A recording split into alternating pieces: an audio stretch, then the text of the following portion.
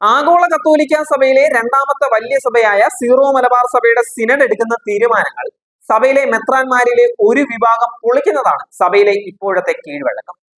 അത്തരം സംഭവങ്ങളിലെ അവസാനത്തെ ഉദാഹരണമാണ് സഭയുടെ 33ാമത് മഹാസിനഡിന്റെ രണ്ടാം സമ്മേളനത്തിന്റെ പ്രഖ്യാപനത്തിന്റെ ഭാഗമായ സഭ ഒന്നാകെ സെപ്റ്റംബർ 12-ന് പരിശുദ്ധ പരമ ദിവ്യ കാരുണ്യത്തിന്റെ മുന്നിലെന്ന് ഉള്ള പ്രഖ്യാപനം. എറണാകുളം അങ്കമാലി അതിരൂപത കേന്ദ്രീകരിച്ചുള്ള സീറോ മലബാർ സഭയിലെ ഒരു വിഭാഗം മെത്രാന്മാരുടെ പിന്തുണയുള്ള ഒരു കൂട്ടം വൈദികർ നടത്തിയ ദിവ്യകാരുണ്യ അവഹേളനത്തെ തുടർന്ന് സഭ ഒന്നാകെ പ്രായച്ചിത്തം ചെയ്യുന്നു എന്ന സാമൂഹ്യ ചുറ്റുപാട് വരുത്തി തീർത്തുകൊണ്ട് വിശുദ്ധ കുർബാനയെ അവഹേളിച്ചവർക്കെതിരെയുള്ള നടപടികളെ ദുർബലപ്പെടുത്തുന്നതിന്റെ ഭാഗമായി നടത്തിയ മഹാപ്രഖ്യാപനമായിരുന്നു സെപ്റ്റംബർ 12-ന് നടത്തുന്ന ദിവ്യകാരുണ്യത്തിന്റെ മുന്നിൽ എന്നുള്ള നാടകം.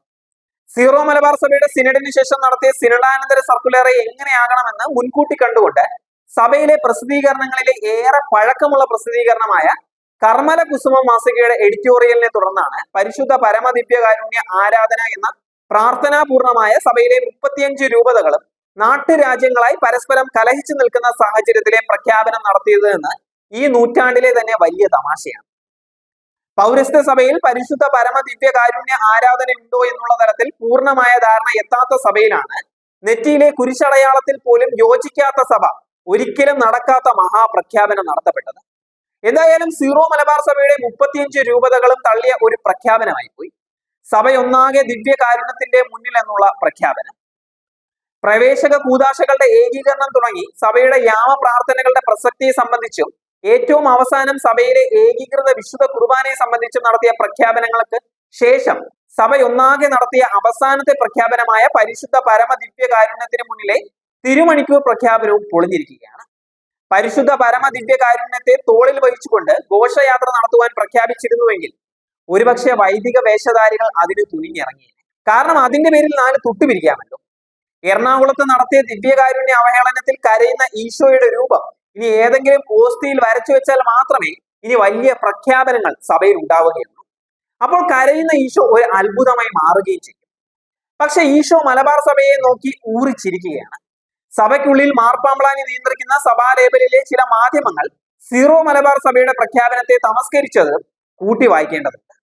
വിളക്കഞ്ഞൂരിൽ ഓസ്തിയിൽ വരച്ചിരിക്കുന്ന പടത്തിന് പ്രാധാന്യം കൊടുക്കുന്ന അത്തരം മാധ്യമങ്ങൾ സഭയുടെ സുപ്രധാന തീരുമാനം എന്നുള്ള പേരിൽ പ്രഖ്യാപിച്ച 33ാമത് മഹാസിനഡിന്റെ രണ്ടാം സമ്മേളനം നടത്തിയ മഹാ തീരുമാനത്തെ തമസ്കരിച്ചത് എറണാകുളത്തെ വിശുദ്ധ കുർബാന അവഹേളനത്തിന് തുല്യം ചാർത്തലിന് സീറോ മലബാർ സഭയുടെ സൂപ്പർ മെത്രാപ്പൊലീത്തയ്ക്കുള്ള പിന്തുണ കൊടുക്കലും സഭയുടെ മെത്രാന്മാർ ഒന്നിച്ചെടുത്ത തീരുമാനത്തെ പൊളിക്കുന്നതുമായി പോയിരിക്കുകയാണ്.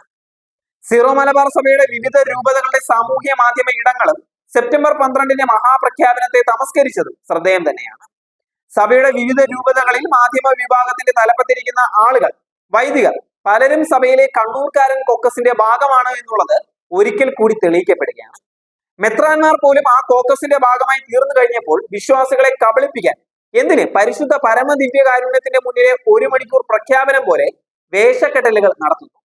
ഒരിക്കലും നടക്കാത്ത സ്വപ്നങ്ങളായി പ്രഖ്യാപനങ്ങൾ മാറുമ്പോൾ മെത്രാന്മാരുടെ പ്രഖ്യാപനങ്ങൾ പഴയ ചാക്കുകൾക്ക് സമാനമായി മാറുകയാണ്. സീറോ മലബാർ സഭയുടെ മഹാസിനഡുകൾക്ക് ശേഷം നടത്തുന്ന പ്രഖ്യാപനങ്ങൾ പ്രഹസനങ്ങളായി മാറുന്ന ചരിത്രം തുടരുകയാണ്. അടുത്ത മഹാസിനഡിന് ശേഷം സഭ ഒന്നാകെ ഒന്നിച്ച് നെറ്റിയിൽ കുരിശ് വരയ്ക്കുന്നു എന്നുള്ള പ്രഖ്യാപനം വരാതിരുന്നാൽ മതിയായിരുന്നു. കുരിശടയാളം വരയ്ക്കാൻ അറിയാത്തവരാണ് സീറോ മലബാർ സഭ എന്നത് പുറം ലോകം അറിയാതിരിക്കാൻ അതാണ് ഏറ്റവും നല്ലത്.